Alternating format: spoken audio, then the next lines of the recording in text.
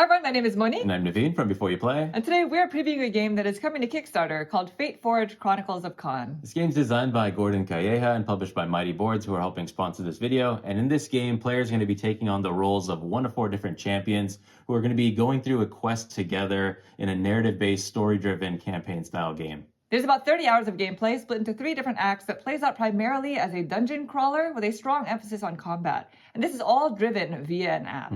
The game is fully cooperative, so players are going to be going through this adventure together, making decisions, performing skill checks, exploring the world, and gaining or losing reputation, which is all tracked via the app and can impact the way that the story develops. Now, when playing through the app, players will experience 3 main types of scenes. A lot of scenes will be narrative scenes, which are mainly story-based that has players making decisions together. But a large portion will be combat-based. And this is what we are going to be focusing on for our preview today. And so before we begin, we do have to mention that this is a prototype copy of the game, so things are subject to change in the future.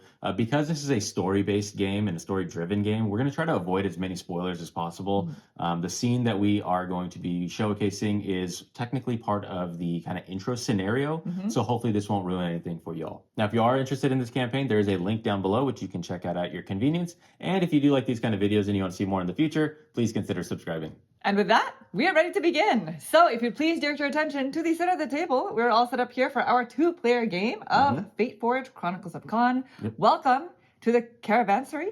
The Caravansary, yes. Yes. This is where we've been lured via the story, via the app. We've made decisions that got us here. Right. Today, I'll be playing as the rogue. And so as you can see, we each have our own miniatures who are both going to be starting at this starting location marked with an S. And I'm playing as the forest guard. I'm a marksman, so I have a bow and arrow, so I can kind of fight from a little bit of distance, which is nice. That is nice. And so now that we've semi-introduced our characters, let's take a closer look at these player boards. Sure. So each player, as they go through this campaign, will have their own player board that is going to hold all of their stuff, basically. The top left-hand corner space over here holds all of their health as well as energy. And so anytime you lose health in this game, you're going to exhaust these health tokens to the bottom area over here. And then anytime you gain it back, you just move it back up to the top. Very simple and very easy way of keeping track of how much stuff you have. Each character also has a starting trait, which will help during skill checks. And so me, as a rogue, I have speed, of course, right? Yeah, and I'm charismatic. I have charisma. And lastly, we also have asymmetric starting combat dice. So I have 3 of these yellow types and 1 red. Yep. Because I am speedy as a rogue, and so the yellow dice have more emphasis on speed, and the red dice have more emphasis on combat. And my dice here, they have an emphasis on shooting, which is the blue, and agility, which is the yellow. Now, the game doesn't actually open with this combat scene. There are some story as well as some decisions that we've made along the way in order to get here. But once you arrive at a combat scene, the app basically tells you everything that you need to know in order to prepare for the scene. The app will tell you which enemies to lay out as well as all of the items that you'll see there. And it'll show you exactly how to lay out the entire combat scene. Each combat scene also has a specific objective that all players are trying to fulfill. And so in our specific scenario, our main objectives are we must defeat the militia lieutenant, which is this purple baddie over here, and we have to leave through exit A. In this scenario, we have 2 different exits. We have exit B, which is all the way down here, and we have exit A, which is, of course, the much harder one to get to. Yes. All players must leave through the exact same exit, and in this scenario, we have to leave through that one if we want to win. In addition to our lieutenant over here, our scene also has a host of other types of enemies, and they are all displayed in a lineup over here. And each card is going to represent all of the bad guys in their respective category. As you can see, there's a guard dog. There's 1 card, but there's 3 out on the board. Right. And so a combat scene is played over the course of several rounds, which in our case today is going to be 4 rounds. And each round is divided into 4 different phases. And so each round starts in the preparation phase, where all players are going to start by rolling their combat dice. So we're going to go ahead and do that now. Sure. Ready? And this is actually done behind your player screen. Player screen, yes. Because decisions in this game are going to be made with limited communication, which is different from other types of cooperative games, right? You'll see it in the way we play through it. Yeah. All right, roll. Roll. All right. Now, the combat dice that you roll are basically going to dictate the different types of actions that you can take when it's your turn during this round. And so these are going to stay hidden behind our screen because once we're done rolling, we're going to discuss and determine what order all the players are going to play in for that round. Yeah, so we can only openly discuss like, yes, I would like to go first, or please, I do not want to go first. Yeah, you can't say I have a knife or I have a sword. Exactly. But before we determine player order, you do have the opportunity to re-roll some dice and otherwise just mitigate what you rolled. If you roll 3 of the exact same die face, excluding misses, which look like this, by the way, you're allowed to change exactly 1 of the dice to a result of your choice. Now, this is not an example of that. Right. These 2 are the exact same die face, but this is clearly not the same. Had I rolled maybe these 3, that would also still not be the same. They would have to be exactly the same 3 die faces. Right. Now, seeing as I also rolled a miss, the other thing that you can do on your turn is you can spend 1 energy to re-roll any number of misses that you'd rolled. So I'm going to do that. I'm going to spend this 1 energy and I'm going to re-roll this die. No looking, Naveen. This is all done behind my screen. Yes. Okay, no knowledge great. of what you've done. Well, I rolled a doozy on mine, so I'll kind of reveal. I rolled 3 blanks. So for 1 energy, which is nice, I get to re-roll all 3 of these. Right, because even though they were all the same face, you could not change the die roll. The misses are an exception. That's right. Now that we have our dice fully set, what order would we like to go in? I can go first. That's fine. You want to go first? I don't mind. All right, that's fine. I guess I'll go second. And so as you may notice, there's also an enemy reaction token over here. And so the app will tell you what order to place the enemy reaction token in. In our case, it's going to be right in between the 2 of us, which means after Naveen's done taking all his actions, 1 enemy will react before it gets to me. Right. So you have to be very cognizant of that. That enemy reaction token will change place from round to round. Once that's done, we now set our aggro tokens. And so there's 1 of these per player. And basically this identifies who has a target on their back. Because some enemies, like this lieutenant over here, have that target symbol in their action space, which means when they attack, they're going to attack the person with a higher aggro token. Yeah, it sets them as the priority as their target. Right. So you have 6 health. I have 5. Do you want to go? I will take this burden. Okay. Great. Then finally, we end the preparation phase by taking an optional move. And so movement in this game is done from zone to zone. So each of these tiles is just 1 zone, no matter what the shape is. Right. So Naveen, would you like to take an optional move from this zone into this one? Seeing as I'm the marksman who likes to hit people from a distance, I don't think I will take a free move. Oh, okay. Yeah. I think I am also going to forgo that optional move because the enemies are going to react before it gets to me. And a lot of the enemies, when they take actions, will target players who are in their zone. Right. The one thing that I didn't mention about the rogue is I have this hidden token. And so one of my skills is this silent step. And skills, by the way, are basically just ongoing benefits that you as a player have access to. And so we have 2 starting skills. I have silent step, which basically dictates what my token does. When my token is in the available box, I'm considered to be hidden. And so it says if I'm hidden, only minions in my zone can target me. So if I stay here, then there will be no minions in my zone. You're in the shadows. Yes. And I just want to add that when taking a free move, if you are free moving out of a zone that still has enemies in it, then you have to take 1 damage. Because there are no enemies in our zone, that's not something we have to worry about, but in the future, that's something to consider. All right, now that we are fully prepared, we end the preparation phase and go into the next one, which is the action phase. Yes. So here, starting with Naveen as the forest guard, Naveen gets to take all of his actions using his combat dice. Yes, so I can kind of openly communicate what I'm doing as I play my dice, Right. but Monique is not allowed to give input or tell me what her plans are with her dice. That's a very critical aspect of this part of the I game. cannot tell him what to do No. based off of what I want to do, right? No.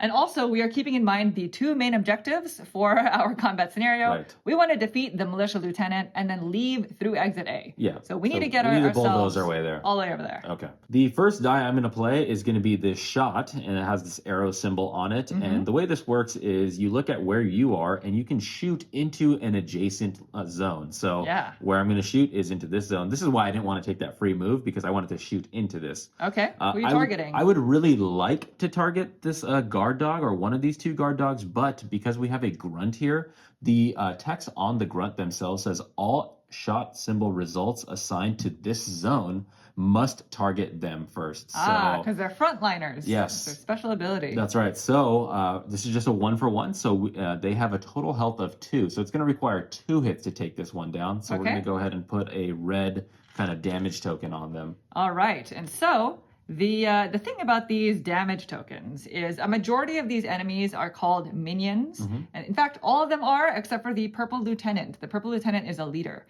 And one of the main differences is when you assign damage to a minion, If you do not completely defeat them before the end of the round, they are going to reset their health, which is bad. So we really want to defeat this specific grunt this round. We do. The lieutenant, on the other hand, has depletable health, which means their health does not reset from round to round. You can basically kind of chip away at them over the course of the combat scene. Exactly. Then I'm going to play this critical shot die. Now, this is going to act exactly the same as my regular shot in this particular instance here. Right. Over the course of the game, you might pick up equipment or abilities or items that basically make specifically the critical shot into something stronger. Right. But because Naveen doesn't have any I'm of not those in that things, situation right it's now. treated as a regular shot. That's right. And so same thing, I'm going to shoot into this zone and we're going to take out that grunt because they have 2 health, 1, 2, and so now this one is out. Nice. So now we have access to the doggos. Very good. Next thing I'm going to do is I have this kind of split symboled die right here, but I'm going to use it for the boot. So I'm going to move now into this zone. Nice. And with my last die here, I'm going to use my little sword hit, and I'm going to basically swipe at one of these 2 dogs, these guard dogs, and they only have a health of 1. So I'm going to go ahead and just take out this guard dog right here. Could have been our friend. Goodbye, guard dog. And so if it wasn't apparent, the hit symbol, which is the sword, just lets you attack in the same zone that you're in. Yep. Now, as part of the action phase, once per round, I'm allowed to spend one of my energy, depleting it, putting it into here, and go ahead and move into an adjacent zone. I don't want to do that. I kind of want to hang out where I am because I like my bow and arrow. I also have these 2 skill cards here, which are my starting skills. This basically allows me to convert different die faces to different things. So if I had rolled a focus and I didn't like it, I can convert it into one of my shot symbols and vice versa. Also, I have this one right here called Covering Fire. If I wanted to spend one of those focus symbols, I could actually move a minion in a zone that I'm in into an adjacent zone. So I can kind of push them away and then hopefully bow and arrow them. Right. Because these focus symbols, they basically allow you to interact with things in your environment, and the game will tell you when you can do that. I have Roll, which basically lets me convert a miss into a move symbol, which maybe I should have done instead of re-rolling my miss during the preparation phase. Because, of course, you're speedy, so that makes sense. Yeah. All right. So now that Naveen is done with his actions, we move on to the next person here, which are the enemies. The enemies get to react. And the way that works is we have to consult the app. The app will tell us exactly how the enemy reacts and which enemy reacts. Right. So hopefully it's not a dog. Let's see. Okay, good. It is the grunt. Now, only one of them will react. And basically on the card in the app, there are 2 different action types. Anytime you see these, you'll see them on the cards themselves as well. You always go from left to right until you come across an action that they can actually take. So the leftmost action on this specific card says if there are any players in their zone, they attack them for 1. Because there aren't, then we move on to the next action, which says if there are any players who are 1 zone away, then they take 1 movement action towards them. Yeah. So That's we are true here, yeah. 1 zone away. This one is not going to activate at all because we are 2 zones away from them. That's right. But this one is going to move into our zone, unfortunately.